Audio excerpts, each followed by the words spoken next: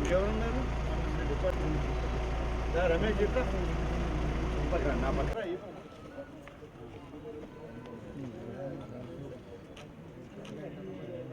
మీ SP చూశారనుకో ఆడ ఆత్మకూరులో ఉన్నారు.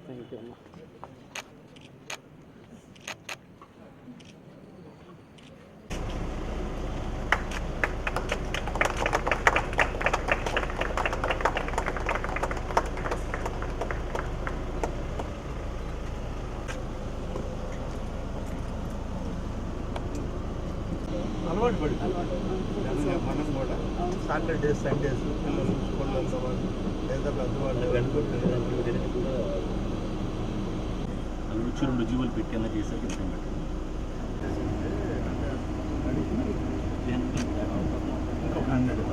100 కిలోమీటర్కి అప్పుడు దానికి ఎంత 10 కిలోమీటర్ కిలోమీటర్ ఫ్యూల్ తప్ప ఎన్ని కిలోమీటర్లు అయితే అన్నీ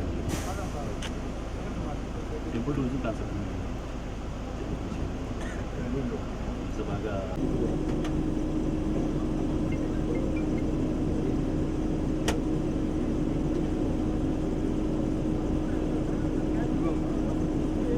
మన జిల్లా ఏమున్నాయో చూడండి. మన జిల్లా పక్కన తిరుపతి మీకు ఇప్పుడు ప్రజెంట్ మనకి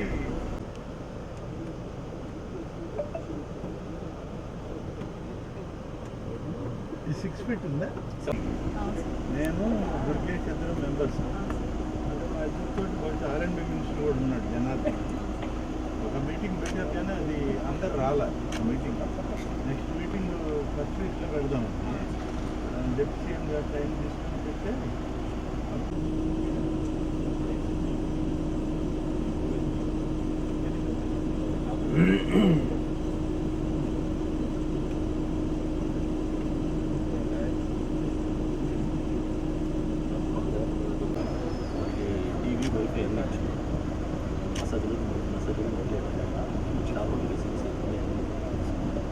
ఎంత ఛార్జ్ చేస్తున్నారు పర్ డే? 300 కిలోమీటర్స్ ఆయిల్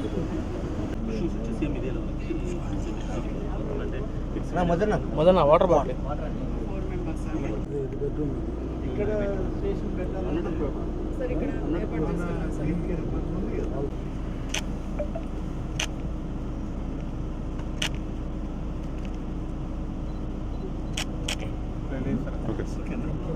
ఇస్తావా? కొంచెం వెనక్కి వెహికల్ తీసుకుని ఆల్మోస్ట్ 1 ఇయర్ అన్న. అవునా? మరి ఇన్ని రోజులు ఏం చేస్తున్నావు? క్యారవాన్ పాలసీ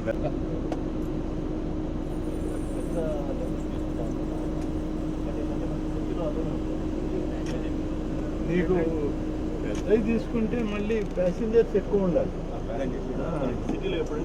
ఈరోజు నెల్లూరు జిల్లా వాసి మొట్టమొదటి ఆంధ్రప్రదేశ్లో మొట్టమొదటి క్యారవాన్ ఏర్పాటు చేసిన వ్యక్తి వై శ్రీనివాసరెడ్డి గారిని అభినందిస్తున్నాము. మొట్టమొదటి క్యారవాన్ ఇది మన స్టేట్లోనే నెల్లూరు వాళ్ళు తయారు చేయటం అనేది.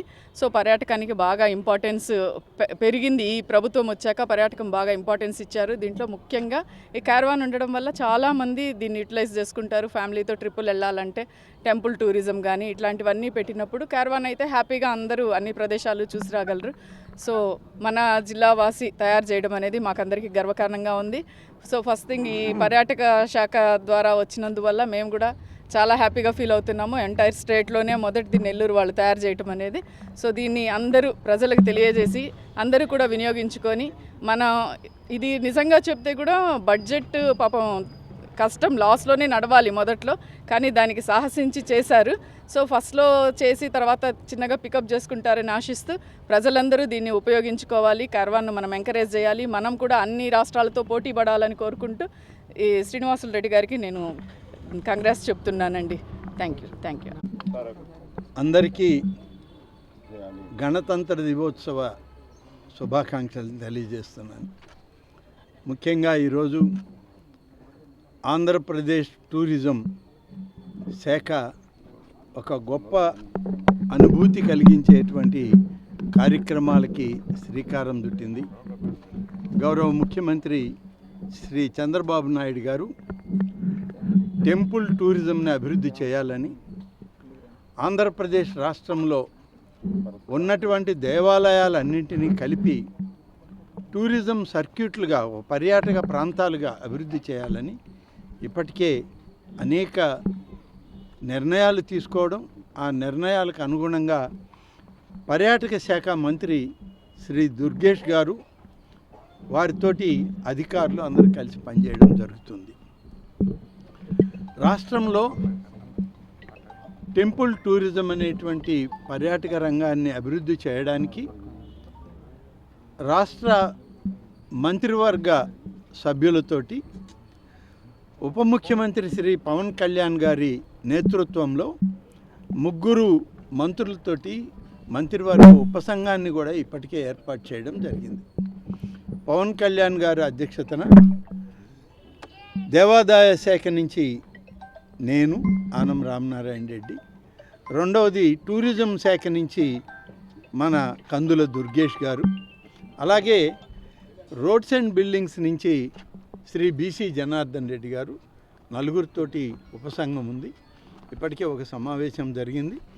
మళ్ళీ ఇంకా కొన్ని సమావేశాలు ఈ ఫిబ్రవరి మాసంలో శాసనసభ లోపలనే జరిపి ఇంకా ఈ యొక్క టెంపుల్ టూరిజంని అభివృద్ధి చేయడానికి రాబోయేటువంటి వేసవి సమయంలో ఎక్కువ ఈ యొక్క టూరిజం సర్క్యూట్స్లో రాష్ట్ర ప్రజానీకం, ఇతర ప్రాంతాల వాళ్ళు, తెలుగు వాళ్ళు మన రాష్ట్రానికి రావాలన్నప్పుడు ఎక్కడ ఉండాలి, ఎక్కడికి వెళ్ళాలి అనేటువంటి అన్ని వివరాలతోటి వెబ్సైట్ కూడా ఇచ్చి సర్క్యూట్స్ని ఏర్పాటు చేసి పర్యాటక రంగం అభివృద్ధి చేయాలన్నదే ఇవాళ ప్రభుత్వం యొక్క లక్ష్యం. ఆ లక్ష్యానికి అనుగుణంగా క్యారవాన్ టూరిజం అనేటువంటిది కూడా ఒక భాగం. ఈరోజు మొట్టమొదటి క్యారవాన్ వెహికల్ ఈరోజు మనం చూసాం. దీన్ని ఇవాళ రాష్ట్రంలో ప్రారంభించడం జరిగింది. అది మనవాళ్ళు కావడం, నెల్లూరు నుంచి ఇది ప్రారంభం కావడం, రాష్ట్ర స్థాయిలో అన్ని ప్రాంతాలకి వెళ్ళే విధంగా ఈ క్యారవాన్ వ్యాన్లు దీన్ని వాడుకోవడం జరుగుతుంది. ఏదైనా ఒక కుటుంబం ఎక్కడికైనా పర్యాటక ప్రాంతానికి వెళితే అక్కడ ఏమైనా హోటల్స్ అలాంటివి రిసార్ట్లు ఉంటే పర్వాలేదు, కానీ లేని ప్రాంతాలకు వెళ్ళినప్పుడు అక్కడ ఇబ్బంది పడకుండా ఉండేదానిగా ఈ క్యారవాన్లలోనే టాయిలెట్, వాష్రూమ్స్ అన్ని ఫెసిలిటీస్ తోటి, అలాగే బెడ్రూమ్ ఫెసిలిటీ తోటి ఈ క్యారవాన్ వ్యాన్లను రెడీ చేయడం జరిగింది. దీనికి డైలీ రెంటల్స్ను పెట్టి టూరిజం డిపార్ట్మెంట్ ద్వారా, ప్రైవేటు కంపెనీస్ ద్వారా ఈ క్యారవాన్ వ్యాన్లని ఇవాళ ప్రమోట్ చేస్తూ ఉంది రాష్ట్ర ప్రభుత్వం. ఇటువంటివి కానీ మనం ఇంకా ఎక్కువ చేయగలిగితే ఆంధ్రప్రదేశ్ రాష్ట్రానికి పర్యాటక రంగం, అలాగే దేవాదాయ శాఖ ద్వారా అత్యధికమైనటువంటి పర్యాటకులు ఎప్పుడైతే మన ప్రాంతానికి వస్తారో ఆ పర్యాటకులు చేసే ప్రతి పైసాలో కొంత భాగం ఈ రాష్ట్ర ఆదాయంలోకి వస్తుంది. కాబట్టి ఈ పర్యాటక రంగం అనేది కూడా ఒక ఆదాయ వనరు రాష్ట్ర ప్రభుత్వాలకి. కొన్ని దేశాలే పర్యాటక రంగం మీదనే ఆధారపడి ఉన్నాయి. ఇవాళ థాయిలాండ్ లాంటి దేశం, మారిషస్ లాంటి దేశం, ఇవన్నీ కేవలం పర్యాటక రంగం మీద ఆధారపడే వాళ్ళ జీవన శైలి ఉంది. అందువల్ల ఇవాళ ఆంధ్రప్రదేశ్ రాష్ట్రంలో ఒకవైపు ఆలయాలు, పర్యాటక ప్రాంతాలు, అటవీ ప్రాంతాలు, మనకి దాదాపు 900 కిలోమీటర్ల పొడవైనటువంటి సముద్ర తీరం, ఇవన్నీ కలిపి మనకి పర్యాటక రంగాన్ని అభివృద్ధి చేసుకోవడానికి పెద్ద వనరు మనకు ఉంది. ఈ వనరులను ఉపయోగించుకొని మనం కూడా పర్యాటకంలో అభివృద్ధి చెందాలన్న లక్ష్యంతో పనిచేయడం జరుగుతుంది. Thank you.